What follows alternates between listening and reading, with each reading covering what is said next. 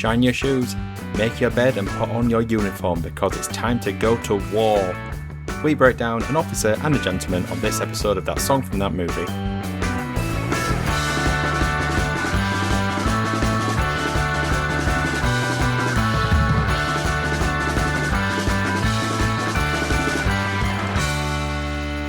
You can forget it, you're out. Nope. I got a clue. No, I don't know what it is. It's from the movie An Officer and a Gentleman. Was it? No, I don't remember it. I literally watched it yesterday and don't remember it. You're supposed to say, don't you do it! Okay, I'll No, still? rewind. Don't do it! I mean, it's been a few months since I watched it. I'm not rewinding. Thank you for joining That Song from That Movie, the journey through the very best and worst of movie songs. I am your scrotum head host, Dietrich. Mm-hmm. And joining me is the man strutting around in his ice cream suit, Alex. Yep, I mean, not right then now, because I'm sat down, but most of the time. And when you add it to your rootin' tootin' boots from Midnight Cowboy, it's quite the outfit. Yeah, and I just walk around just asking people, mainly children, if they want bits and juice. And completing the lineup is the steer of this podcast, Ben. Good. Oklahoma City, Oklahoma. What a terrible... Why call your capital the same name as the state? I don't know. It's lazy. England City, England. Yeah, imagine that. Sounds ridiculous. It does, exactly. It's so stupid. Or Yorkshire City, Yorkshire. I like it. Rolls off the tongue. Petition to rename Leeds as Yorkshire City. Yorkshire I'm sure that'll go down well. I would like to know in the past fortnight, what have you been watching? Cha-cha-cha. I sometimes forget if the cha-cha-cha is a recording or Alex says it every time. Yeah, I thought I'd bring it back. I haven't done it for a while, so... I have watched no films. You've watched no films? No. I haven't. But what have I been watching? Let's say, what have you been watching? I've been watching a TV show called Yellow Jackets. Did I talk about this already? Oh, yeah. I don't think I did. I don't think so. You've not spoken about it, no. It's good. First season's good. Well, we're on episode 8. Okay, what do you think? I think it's good, yeah. It's a bit like Lost, but slightly less weird. Good then. Well, I'll let you respond to that. But, yeah, I can't tell whether it's good or whether it's just like gripping. Good. I'm enjoying it, but I can't tell whether it's actually good. Are they not sort of culture, like pop culture synonyms? I don't know if I'm enjoying it, but it's just gripping. No, I didn't say I was enjoying it. I said I didn't know whether it was good or not. I don't know whether it's like it's actually good or whether it's just written in a way that's gripping. Still though, like it's like there's nuance in there. I am excited all the time. You get what I'm saying. You can like mainstream trash, Alex. You don't always have to like sort of indie darling films. Not every film can be Wicker Man. Well, that's so true. Sometimes you have to watch a Nicolas Cage Wicker Man. Sometimes you have to watch the remake of Wicker Man. You know what? I'm the only film I've watched this past week, because I've been watching Black Mirror and got a PS5, is Videodrome. Have you ever seen Videodrome? No. Have you never seen it? No, I've not seen it. It's like it's the movie version of the Buggles song "Video Killed the Radio Star." Okay. It's basically like, I guess, the early generation of how TV is affecting, like, warping the minds of like the 80s culture, and so it's incredibly dated but amazing. It's like it's a David Cronenberg film. Yeah. Right. So very like at one point, James Woods has sex with a TV, more or less. But like it's an anthropomorphized TV. It's it starts to like warp and stuff like this. Okay. Yeah. He loves his TV. He doesn't pull like an extension lead or something and just try his luck and see if it fits. No, but it gets weird. It gets weird. If you've ever seen a David Cronenberg film, it gets weird. Okay. And you, D? No, I haven't watched any movies since we last recorded. Shocking podcast. Obviously, it's August 10th, so I've just been watching the football. Are you getting ready for Barbie and Oppenheimer? We already said that on the previous episode. We're really dating this by talking pre-Barbie Oppenheimer. I mean, I still don't plan to see Oppenheimer. I'm just going to see Barbie. Really? Probably just put it together with a brunch and have a very fun afternoon. Just have two. Just Barbie either side, a brunch. Brunchenheimer. A brunchenheimer. Brunch? No, you got rid of the wrong bit. Bar brunch. A brunch. Brunchby. Like brunch be beat. There's more of a clever way of doing this, but we're not doing it. We can't land on it. We're throwing darts and they're missing the board. Well, either way, not Oppenheimer. Did you see that Mission Impossible has done terrible at the cinema box office? Really? I honestly feel like if it's anything like, I guess, the modern person that has no money, they're like, well, two very hyped films are about to come out. Yeah, it's released at the completely wrong time. And also, like, Now TV just released all the Mission Impossible. It's like, well, I can watch it at home now. Basically the same film. It's had a ridiculous amount of, like, marketing put behind it, so you'd think it would have at least pulled people in just through that. I honestly feel the part 1, part 2 thing is dead. Like, people just feel exhausted by that. Reckoning. I think the fact it says part 1 is people going, oh, well, I don't have to watch that yet. Yeah, I think that is. I can wait until 2025 or whenever. Yeah, until the second one. Yeah, the squeakle. I wish they would stop doing it. Ever since I saw Dune, I didn't realise it was a 2-part. Yeah. I was like, wait, this is not how Dune ends. It's one of those things, I get why Dune is 2 parts. I mean, I could get why Dune would be 6 parts, but it also makes it incredibly boring. Yeah, but just make a 4-hour film. It's because you can't make Dune into a film. We tried this before and it was shocking. Was it? It is, yeah, it is. It was a lot. It needs to be like a mini series. That's what it needs to be. It needs to be a book. Yeah. Oh, yeah. That might work. That might work. So this episode will pick you up in our arms because we're talking Up Where We Belong from An Officer and a Gentleman. Mm-hmm. So to find out what was happening in the world when the movie came out. Time for some history. It's time for some history. And it's me this week. History.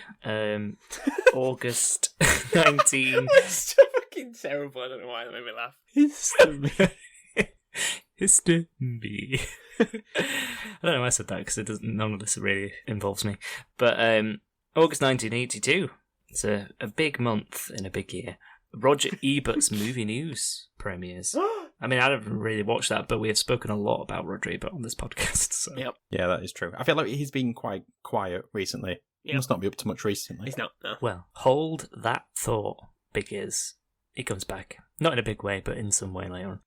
Does he? Tantalising. just leave that thread there. The first ever CD was produced. It's going to go far. CD. It's going to go far. This sounds like you're setting up a Peter Kay bit. CD. Garlic bread. One letter less than VHS. It's never going to take off. No. And can you guess where they were produced? Wolverhampton. Japan. No. Germany, apparently. No. Vision. Of course. Come On Eileen is number 1 in the UK charts. Was that the first CD? Probably. Dixie's Midnight's Runners got into a deal with the German government. But it wouldn't be number 1, would it? Because it wouldn't sell very well because no one had a CD No, it player. wouldn't, because they would have a CD player. That's But true. that's why you had to buy this piece of history. Dixie's Midnight Runners. Oh, God. The current Prince of Wales, future king, William, was christened in this month. Not born. That would have been more interesting. But christened. Do they publicise that? Is that like a holiday? It probably wouldn't have been a holiday. It probably would have just been like a throwaway in the news. I suppose they do pop them out quite a lot, don't they? Well, obviously he was the first child of Charles and Diana, so it's probably big news. Turned out well, that one. Does anyone know what his 4 first names are? William. Mhm. Wallace, Yep. Conqueror, Mm-hmm. Shabadoodoo. That's it. Got it in one. It's the worst name I've ever heard. Strong German theme with this history section. Yeah, yeah. true. Yeah, Well- no, it's William Arthur Philip Louis. Just because they had that Louis in there because his first 3 initials would have been WAP. Big fan. Which wouldn't have meant much then, but it... when Fetty Wap came out? Trap Queen, great song. But let's go to the box office.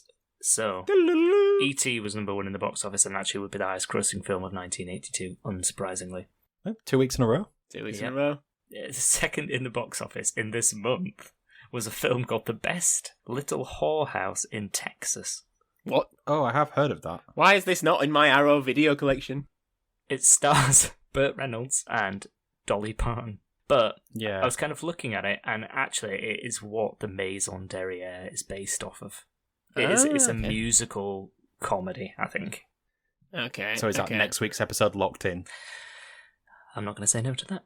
It's going to put the pod in... No. It's going to put the song in that song from that. No. There's no steel book for the wall. And what else came out that month, in obviously, because we're doing history, was a little film called An Officer and a Gentleman. I don't know why I'm saying it weird, but there you go. So I'm feeling. That's how I'm feeling. We're going with it. It's just how It's I'm just the feeling. vibe. It's just the vibe tonight. It's just a vibe. Straight We're just, on a vibe, weird, we're just on a weird train. Just on a weird train. And I mean, I think maybe in some ways the film does this, but we'll get onto that. So it stars Richard Gere, Who? Debra Winger, and Who? Emily Foley. The film tells the story of Zach Mayo, an aviation officer candidate school attendee, as he navigates the hard world of naval training and burgeoning romance. What did we think? Got there eventually. Well, I went into this movie with very essentially basement level low expectations of this movie. Mhm. I only watched it for the first time a few weeks ago. That's it. Let's tick the box that Dee's a film that Dee's never seen before. Yeah, tick. Yeah, so I mean, first of all, I'll say that this movie was absolutely not the movie I thought it was. In fact, I had no idea that the titular officer and titular gentleman were supposed to be the same person. There's like a Prince and the Pauper type situation. Yeah. So I was expecting this cheesy rom-com, essentially Pretty Woman, but replacing a businessman with someone in the army, navy. It was the navy, right? It was the like the aviation side of the navy. Complicated. All right, okay. But I suppose instead it's an attempt at a far more grounded movie, and to my surprise, the romance aspect of the movie was a bit more of an afterthought. Yeah, it has a romance angle, but it's more just about Richard Gere's character. Yeah. So did I like it? It's been a few weeks since I watched it, and until I wrote these notes yesterday, I'd kind of just forgotten about it. So Good. it left marker. zero Good mark. impact on me. I mean, it's never a good mark for a movie where you sort of forget that you've seen it. It makes me think that I might have seen it in the past and forgotten then as well. By no means is it like a poorly made movie, but it left no emotional impact on me. So, like, what is it to me then? I'm just sort of struggling with this one. So I'm interested to see what you guys think of it. But he is an officer and a gentleman, D. Most people are just one of those things. Well, now I know that. Yeah. Which one are you? Well, I'm not in uniform. Not right now. Yeah, so I saw this years and years and years ago, probably when I was about 16, 17, then I watched it again yesterday. In a lot of ways, similar to D, I had completely forgotten about this film. I had degraded this film to what it is seen as, I think, in the general zeitgeist, that is a schlocky romance film. I think probably similar to how we talked about Dirty Dancing. That Dirty Dancing actually is a pretty good film, but kind of falls back to just being a chick flick. And I think Officer and Gentleman is a good film. There's a lot of good things in it. I don't know if I like the performances that much, but I think the character development's really interesting. The working class background. What's the thing he shouts where he's like, "I've got nowhere to go." Like that. He shouts, "Don't you do it? I got nowhere to go." Yeah, I set you up at the beginning of the episode then. He says that. Yeah. And the formulations of the characters, especially when you look at their family backgrounds, is really interesting and where they've come from. And dealing with quite some serious topics like suicide is really interesting. I think the melodrama is a bit heavy at times. And I think that's probably not helped by the song that keeps coming up repeatedly throughout the film. Like, it's like they've gone back and re-edited it. Yeah, I think it's a film where almost the screenplay is better than the film, because there's a lot of interesting content, but I just don't always think it comes across well. And it's so typical. The fight scene that Richard Gere's character has with, what's his name? Louis Gossett Jr.'s character. Yeah. That fight scene is so Rocky 80s. Like, no one has defense. Everyone's just waiting to be hit. It is just, it's terrible. It is absolutely terrible. Also, I mean, Louis Gossett Jr., you know what? He pulls it off, acting fantastic. He has the skinniest frame of any sergeant ever. That man has never eaten meat in his life. But the film's alright. What do you think, Al? I think I liked it more than it sounds both of you did. The reason I watched this a few months ago is we have a movie night, because that's what you do to keep things interesting when you're in your 30s. But we were watching something on TV and it finished, and this came on straight afterwards. So it was just on for like 10 minutes. And I was watching it thinking, this is not the film that I thought this was going to be. Yep. So it's like, so you know what, we'll put a pin in it and we'll watch it on a movie night. So we did. Echoing what you said, Dee, I think it's a very surprising film in that it is completely different to what you think it's going to be. I think you think, because everyone knows the ending to this film, that you think that that is what the full film is leading up to, but it isn't really, and it's not really a it's not a cheesy kind of romance that you expect it to be. I think it's, as you were saying, Ben, it's a much harder story. There's serious themes of suicide. There's abandonment issues, and yes, the downtrodden kind of working class environment that this is the background to this naval training facility. I think for me, I've put it, to quote Harry Styles, "It's a real film. It's a film." This. Or take it slightly further. I really felt like when the film was over, that I'd really watched a film. I think it. It's. I don't know if you've seen Terms of Endearment, but it kind of reminds me a bit of Terms of Endearment. Okay. But I think it's a very 80s, early 90s kind of film where it is sort of like it could be a soap melodrama on TV, but because this was the technological advancements of film in a lot of ways at the time, and this is what films looked like and felt like. But I think in a lot of ways it has. I don't know if saying it has everything is too far, but it does have a mixed martial arts match at the end for some unknown reason. It is a jack of all trades, master of none kind of film. Yeah, that's a good way of putting it. Yeah, it maybe doesn't never quite hit the mark, but it really tries. And I just think it was like, I think it just had a lot of story in the film, which you don't get a lot nowadays. I think that's kind of what I was getting at with it, feeling like Terms of Endearment, all those kind of 80s, early 90s films.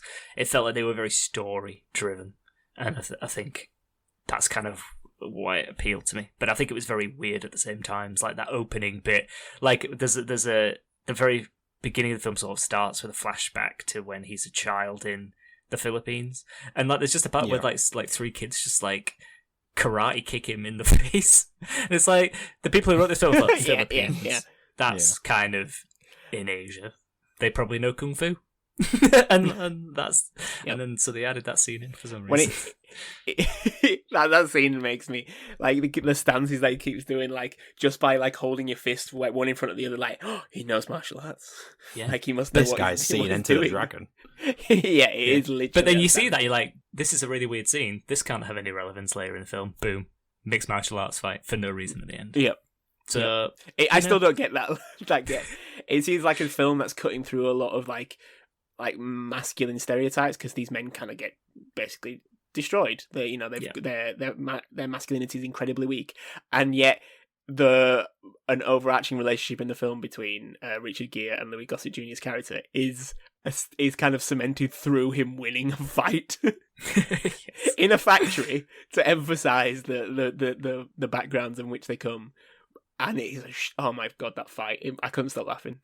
Louis Gossett Jr. can hardly raise his leg high enough to kind of like chop him down. Yeah, because you get one in the middle of the film where Richard Gere's kind of watching on, don't you? And you're like, oh, this is good. But you're watching it thinking this surely can't come back at the end, and then yeah, it does. Yeah. But anyway, talk a bit about the film. Let's talk about film facts. Film facts. It was a big hit commercially and critically upon release. It grossed $190 million versus a $7 million budget, so quite the increase or return on that. Even the aforementioned Roger Ebert gave it 4 out of 4. Wow, it's up there with American Pie. Yeah, the coveted 4 out of 4. Presumably on the first episode of Movie News Premieres. It was nominated for 6 Oscars. Wow. Actually won 2 Oscars, with Ben's favourite guy, Louis Gossett Jr., becoming the first ever black actor to win Best Supporting Actor. Oh, really? And only the 4th black actor at the time to win an Oscar. Period. You've kind of touched before on the performances, Ben, and the cast. What did we think to the 2 lead people in this? Richard Gere can only play Richard Gere. Yes. He literally can only play. And I know, I forget when American Gigolo was, and then he became like this sex symbol. And again, I think that almost counts against this film, because that's why he's been picked. He's been picked for his looks in this film. This is the 80s, and that's where he is. And he finds himself in films that are very similar to that. I forget the courtroom drama, the only exception that I can think of off the top of my head, which is really good. That like Edward Norton's first film. It's a really good film. Was it Crimson Peak, I think? Anyway, he's picked for his looks, and he's picked because this film feels like it's going for that target audience to try and pull them in, because he's been identified as this sex symbol. and I just don't feel like he's a very good actor. When you look at his catalogue, he has not done anything that's just not playing himself. And the only surprising thing when you watch him in this is like, oh wow, he hasn't got his grey hair yet. Yeah, well, that was something that I really noticed, because I was like, how old is Richard Gere in this film? And he is 33 in this film.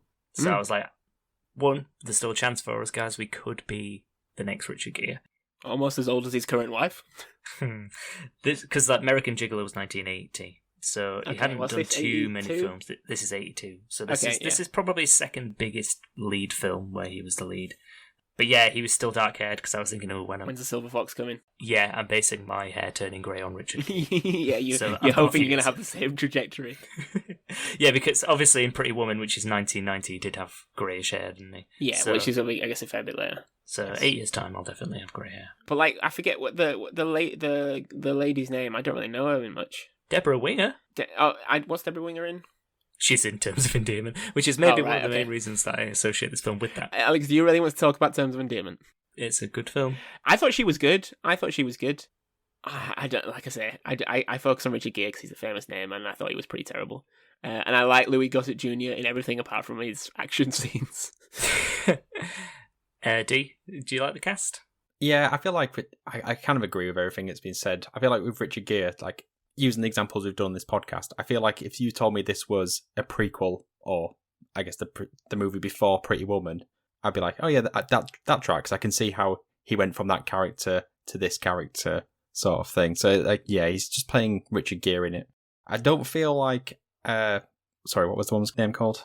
Debra Winger. Yeah, I don't feel like Debra Winger is in the movie enough to have much of an impact. It very much focuses on Richard Gere's character and his friend, who I can't remember the name of. I can't remember the name of many characters in this film, really. The character's name is Sid, but I can't remember the actor's name. Yeah, I thought Louis Gossett Jr. I want to say Gooey Lossett Jr. Gooey Lossett Jr. Yo, Gooey Louis. Louis Gossett Jr. I thought was fantastic in this and sort of held the movie together at times. Yeah, he does steal the show. I mean, this question was leading in that I wanted to know whether you thought the film would have been better if it had been folk singer John Denver opposite Ripley herself, Sigourney Weaver. John Denver? Opposite Sigourney Weaver. They were the two original people cast in this film. Wait, Sigourney Weaver was playing which character? Debra Winger. Oh right, okay. She wasn't Richard Gere's character. no, John. That would have worked though. Yeah, it could have worked actually, but no, John Denver. So that really goes against the idea of the sex symbol. Well, to me it does. I mean, maybe not. Who knows? Who knows what people's tastes are? But other notable auditions for the male role included Jeff Bridges, Christopher Reeve, and John Travolta, who turned down the role. It was the second time he'd turned down a role, and was replaced by Richard Gere, apparently, because he also turned down the role for American Gigolo. Okay. Yeah, I think it's he famously maybe said that he thought he was too old, maybe, or something. I can't quite remember. There's something about that, and it kind of launched Richard Gere's career because John Travolta turned it down. And then the female role, the Debra Winger part, was Angelica Houston, Jennifer Jason Leigh, and Meg Ryan were also kind of mooted. Meg Ryan was just like one of the biggest drop-offs of any actress, I think, of rom-coms. Like, it seemed like 2000, she just melted. You've Got Mail, and then she went. Yes, unfortunately. Primal Fear, that was the film. Primal You've Fear. seen Primal Fear. Fantastic film. No song. So yeah, I kind of take your 2 points about the performances. I thought the chemistry between the two of them was pretty good in the scenes they had together. But apparently there was on-set trouble, with Debra Winger calling Richard Gere a brick wall in public. She publicly called him a brick wall, which kind of goes with what you guys have just said. Which is also ironic because it's one of the main scenes in the film when they're trying to climb a wall. But I think she has form of being quite difficult to work with on set. To bring back to the film Terms of Endearment. The third reference for Terms of Endearment. Yeah, but I think it's Shirley. Is it Shirley MacLaine? I think Shirley MacLaine and Alex, stop pretending like you don't know. And Jack Nicholson, of course. We're gonna move on into the realm of the song, but not quite there yet. But the final scene in which the song sort of appears. Yeah. Gere thought that the ending would be too sentimental, but when they shot the scene, the extras who were in the factory actually authentically began to cheer and cry. So they thought, oh, well, maybe it is having the emotional impact we want it to have, so they kept it in. But, I'll ask your opinion on that in a sec. Richard Gere later did say that when he saw the full film, with the score included, because it is only the score in the scene, not the actual song, it gave him chills. And screenwriter Michael Haig, who was not involved in this film but did write a book called Writing Screenplays That Sell, said, I don't believe that those who criticised this Cinderella-style ending were paying very close attention to who exactly is rescuing whom. So before we touch on this, move on fully to the song, what did you guys think to the ending? Because I think I was maybe one of these people who, when I saw it, did look at the ending quite critically because I didn't really know what it was trying to tell me. I'd kind of gone along for the ride with the film, but I thought the ending felt a bit weird. I didn't know why he was dressed in his full outfit and then like picking her up and walking her out when it felt like a strange moment. I don't know what you guys thought. I think again, like there's a really good screenplay in this, and I think it does come across. But there are producers who wanted this to appeal, and again, you got Richard Gere because he was a sex symbol or becoming a sex symbol, and you think, hey, you know what people find attractive? Men in suits, men in their sailor outfits. He's got to come in and he's got to pick her up. Almost a typical trope. Man saves the day, and maybe can get away with it because the woman's in the factory. But I don't know. I feel it just kind of falls a bit into like trying to play on tropes, which is a shame. Yeah. Even though that is now the most famous, it is an incredibly iconic movie scene. Like, incredibly iconic. But missells the film ultimately, doesn't it? It does incredibly missells the film. It felt like it was from another film. Obviously, I know that scene before I watched the movie, so like knowing it was going to build up to it. But when it finally happened, I almost had like an out-of-body experience where I was like, this is not the same film. I've just watched him graduate and now he's doing something completely different from a different film. He knows where he belongs. Exactly. I mean, I guess one of my main takeaways is that this movie inspired a lot of pop culture references that I didn't even really know, other than the sweeping off her feet. But I don't feel like knowing any of these references, like, for example, on Family Guy with Stewie and Brian joining the military and they're doing the whole Louis Gossett Jr. bit. I really can't say his name. I don't feel like that's a Richard joke. Now I know the reference. Okay, that's interesting though, because usually you do, don't you? There's been quite a few films we've done recently where you've worked backwards in a way. You've seen all of the pastiche and the references over years, and then have finally found the source. Because obviously, like with this scene, you think of The Simpsons when Homer picks up Marge. Yes. I feel like that in my head makes more sense than the use of it in this film to bring it back around to that moment. Yeah, I think you know the scene, but actually the scene happens very quickly in the film. It doesn't feel like it's coming off the back of something. It's like all of a sudden it's just happening, and you're like, oh, I've gone through this full film, which is, reasonable runtime. And then that scene just kind of just appears. It doesn't feel like it was led to. And because you have that really strange kung fu martial arts fight in the warehouse, like not 5 minutes before, it's really weird. Yeah. They have listened to too many producers on this one. I think when Dirty Dancing, I forget her name, the lady that wrote the screenplay, was very clear on not changing anything to move away from her vision. Whoever wrote this did not give a shit. They were fine to take the money. Yeah. Do you think there's a freeze frame because the scene they recorded actually was Richard Gere explaining what happened in the fight in the previous scene? And they were like, oh, cut that. So just freeze frame. Freeze frame. But anyway, discussing the final scene does bring us nicely on to the song that we're discussing today, which is Up Where We Belong, Not Love Lifts Us Up Where We Belong, which is what I assumed it was called. So it was written, the score for the film was written by Jack Nitzsche and Buffy Sainte-Marie, or Sam-Marie, and then the music that they had written for the film was then adapted into a song with lyrics by Will Jennings, who we have actually come across before a very long time ago, because he also wrote My Heart Will Go On for Titanic. We have covered that, haven't we? Am I losing my mind? We've covered Titanic. We definitely have. It was like the third episode we ever did. Yeah, something like that. Wow, yeah. So a very long time ago. Yeah. As I was saying, I was like, wait, did we? Did we? But we did.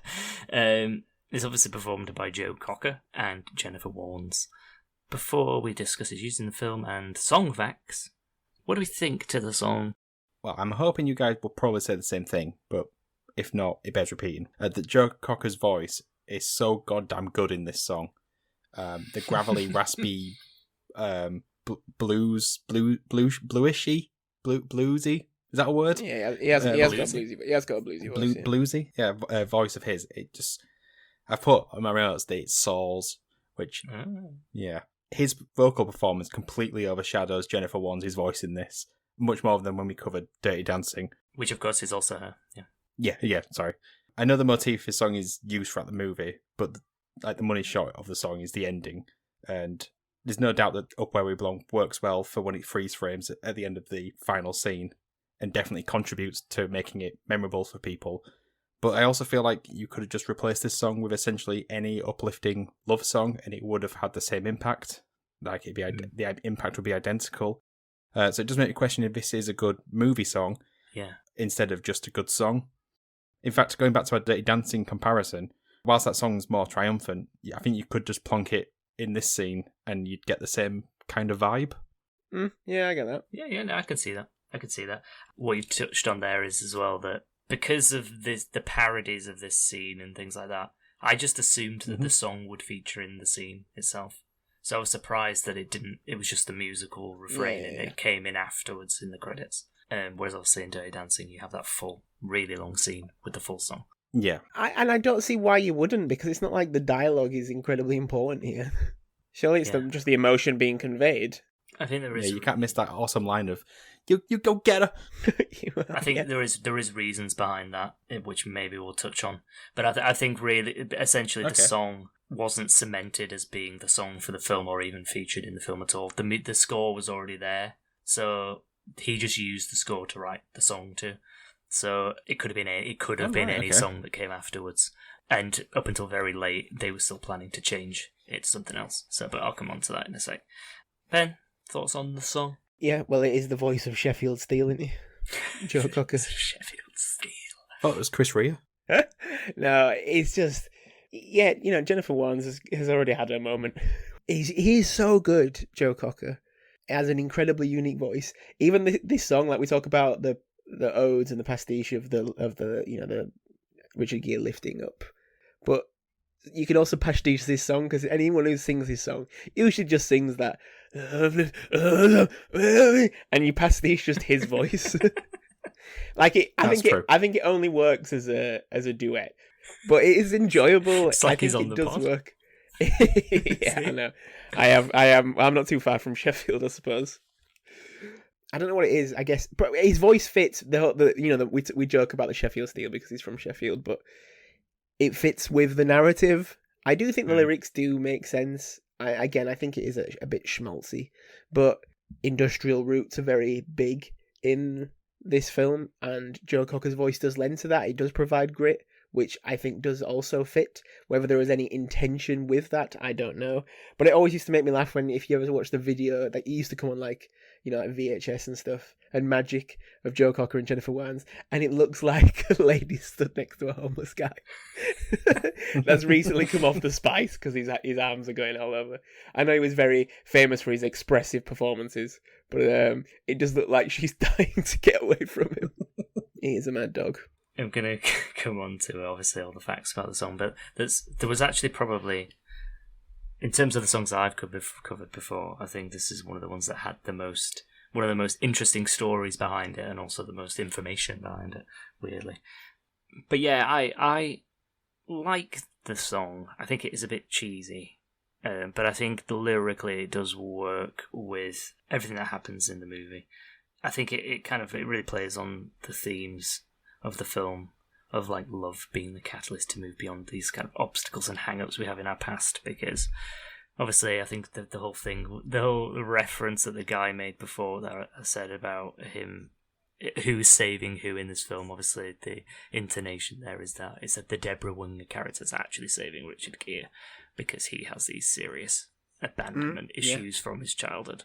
And I think like the song kind of epitomizes that idea of moving beyond these things that have caused us issues in the past to some unknown future, but a future nonetheless. Because I guess the whole thing with this film is that you don't know what it holds for these two as a couple, because they're potentially going to be traveling all over the world.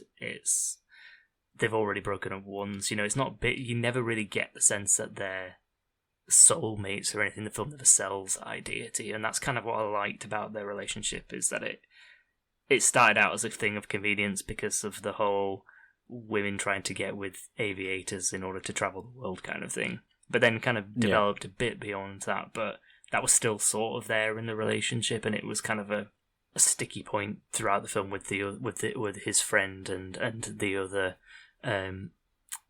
Debra Winger's friend as well, the other relationship in the film.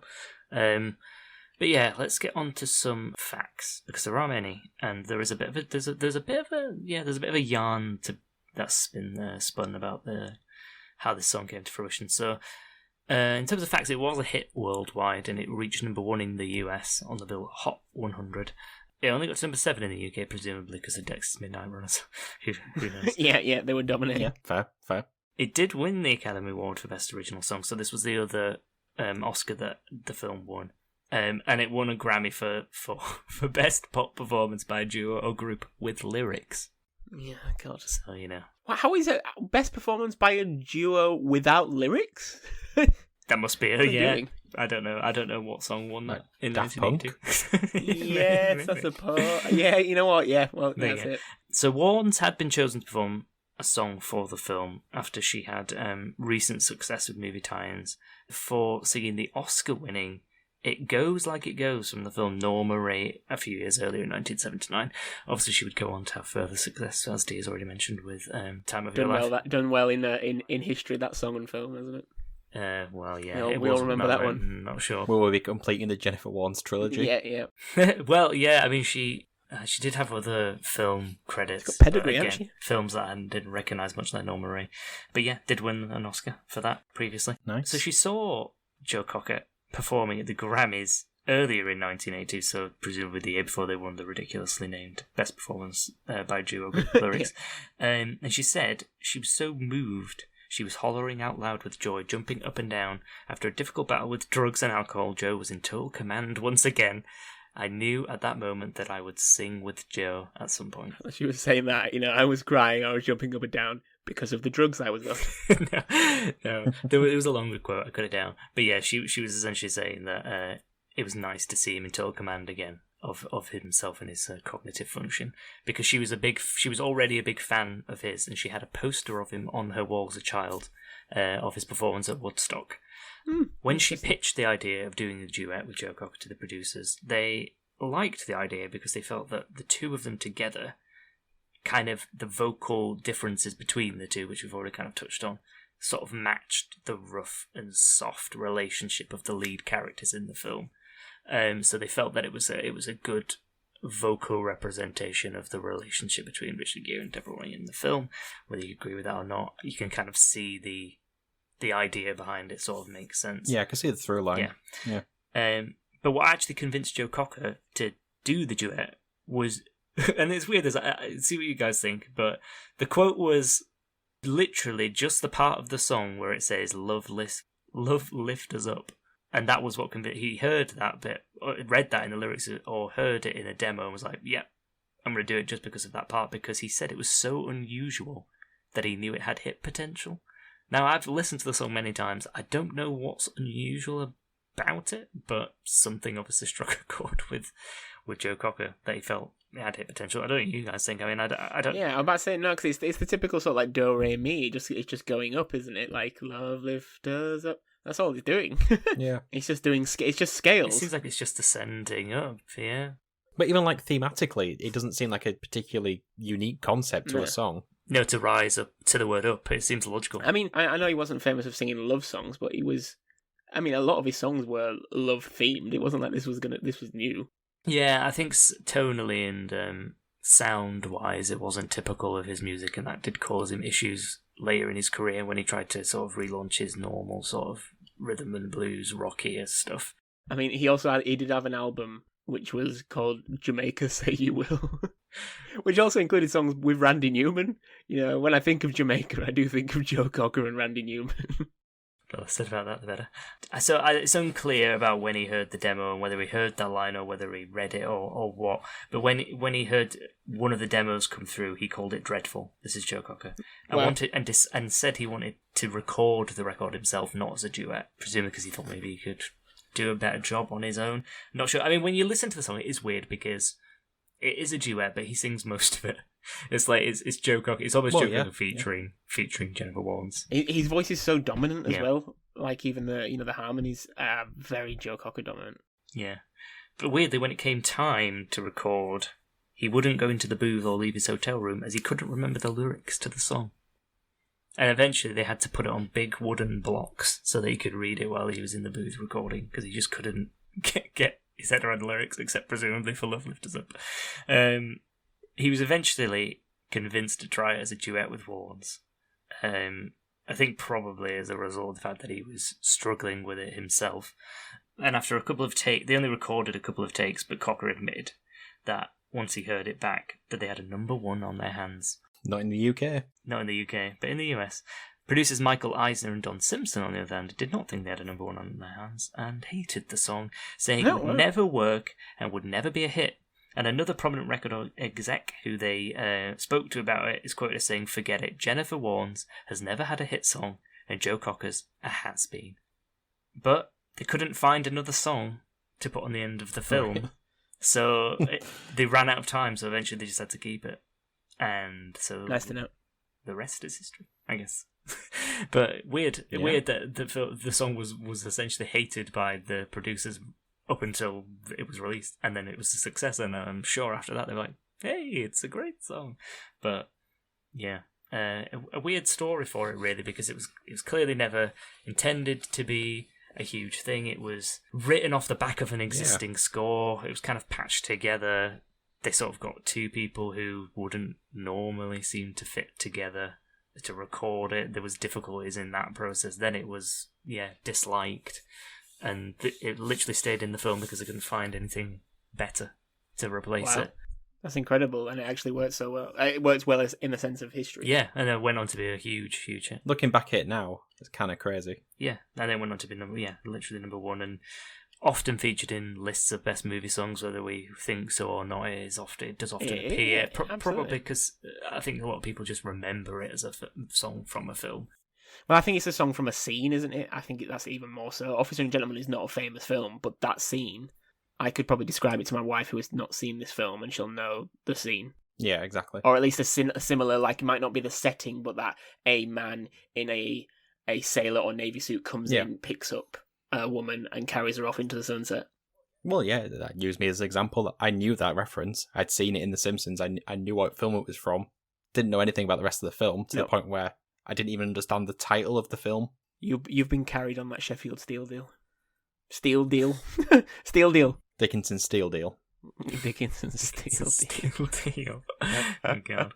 But yeah, the last point really is obviously Joe Cocker died a few years ago. I can't remember exactly when it was. Maybe like 2018, maybe a bit earlier than that. I think it was before that. Oh, was it earlier than that? Maybe. Yeah. I think it was in the 2010s sometime, but I could be wrong.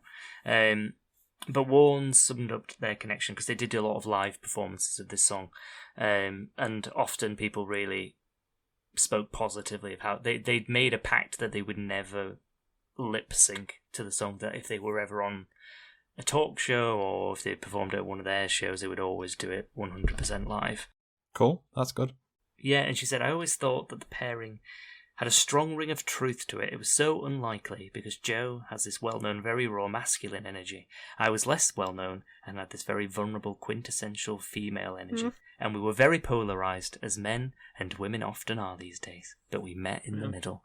And isn't that just a lovely way to end this segment of the podcast? Whisper off. Alex moves into ASMR. ASMR. His Radio 4 voice is out. Next up, doing the 1 a.m. the shipping forecast. Yeah. Top 5. Top 5. I have a top 5 of sorts. I just found it hilarious. Is it top 5 gentlemen's? Top 5 No, officers? close. Very, very close. Very close. So I was thinking what to do for a top 5 for this film, and I was getting bored of my usual shtick, my usual stoil, and I came across a website called Gentology, which is apparently lifestyle for gentlemen. So how to live the gentleman lifestyle. It has pages on fashion, grooming, driving, travel, fine dining, all these kind of things.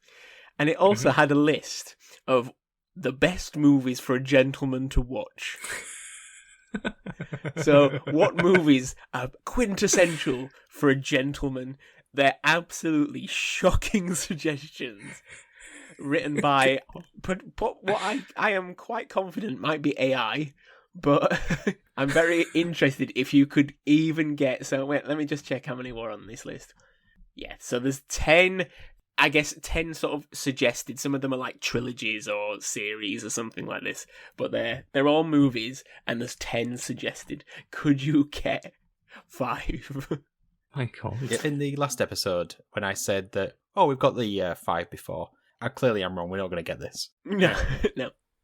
James Bond. James Bond, the entire existence of James Bond is in this list. Apparently, it is the best films for gentlemen.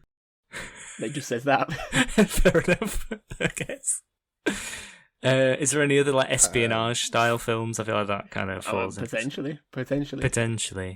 So a lot of these are thinking men in suits, but then some of them are just good for a proper man. But I'd say to help you, try and think of men in suits. And then some were just terrible suggestions. Yeah, so The Godfather.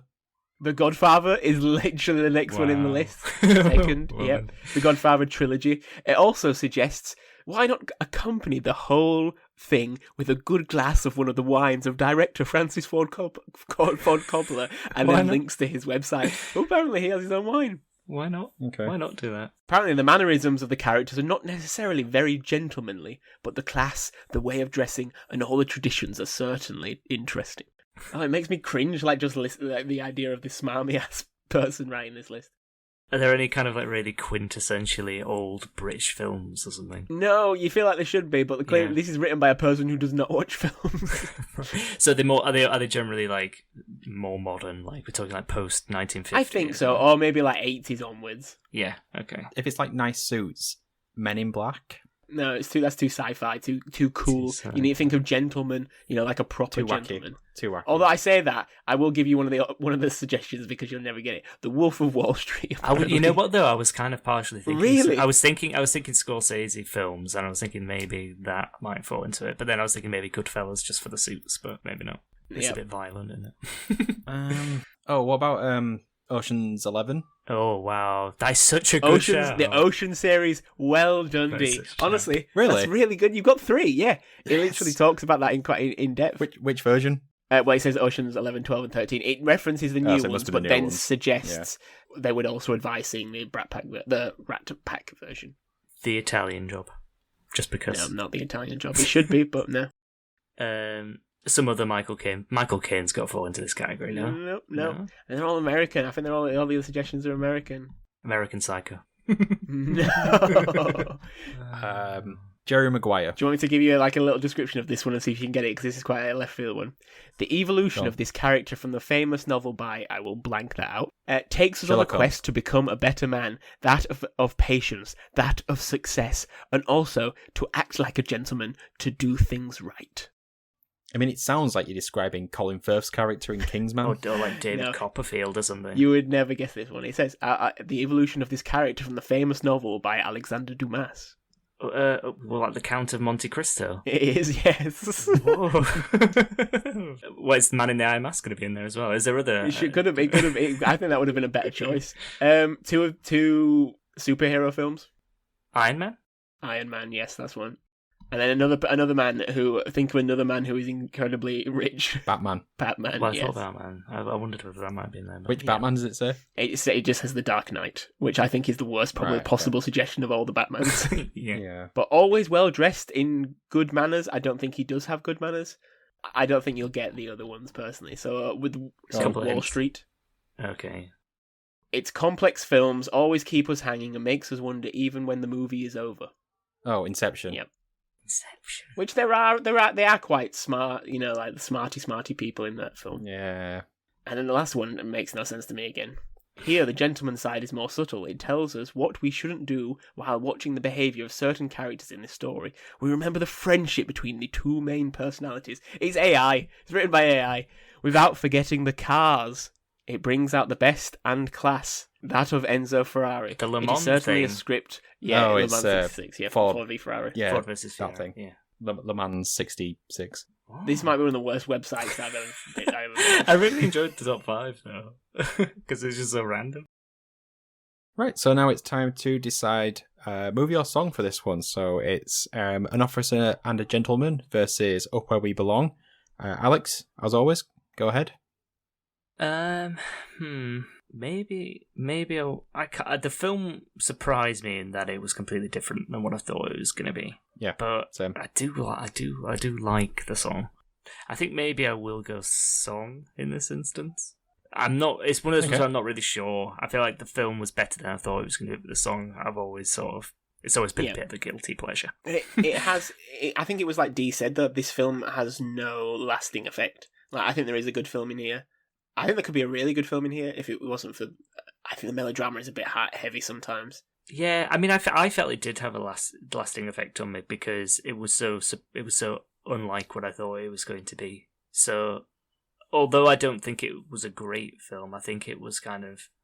I still kind of remember. I mean, I saw it a few months ago as well, and I still feel like it resonates with me more than it did with Dee.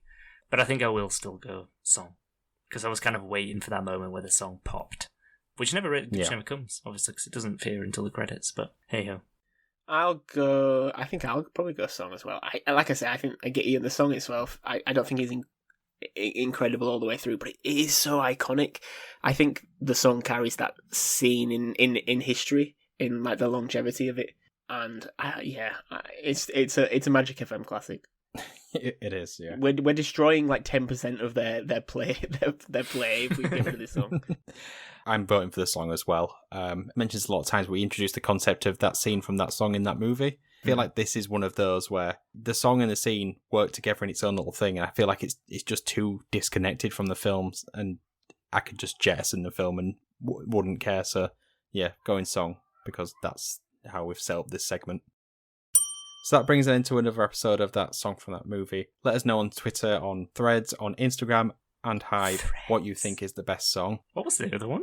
Hive. Yeah, what's that? It's definitely the least engagement out of all the platforms we get, but you have to protect yourself from Elon Musk and his whims. Yeah. So, Alex, what is our Twitter handle? No, and social media handle. Ooh, not just Twitter. Not just Twitter. No, definitely not just Twitter. It's TSFTM Pod.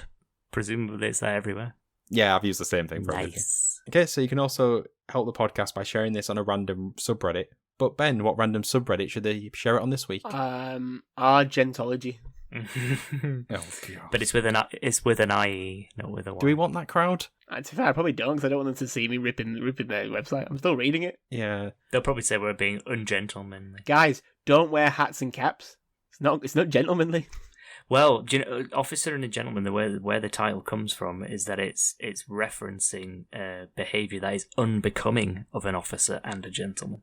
Right, is that what it is? So you can also help the podcast by signing up to our Patreon, buying our merch, leaving a 5-star review wherever you're listening to this podcast, telling your friends, and if you're listening to this episode out of the blue, subscribe. Yeah. If you got this far, you must have liked it. Well done, man. Well done. I hope you're all right, guy. And there's better episodes than this one, probably. Yeah, like go back a couple episodes, yeah. So all left now is do say goodbye. So it's goodbye from myself, goodbye, and goodbye from Alex. I love you, Louis Gossett Jr. And goodbye from Ben. Apparently espresso tonic is my new summer cocktail. Oh, that sounds wrong on every level. It's all about limoncello spritz this year. Limoncello spritz. I don't know what Lauren Duvernay Tardif on the front cover of Gentology has said about this. What about just plain old hooch? I do like a hooch. Hooch with a lemon wedge in a martini glass. Pink hooch. It's getting there. Damn it! I missed National Margarita Day Again. So goodbye, everybody. Bye. Bye. Toodle. I missed National Margarita Day.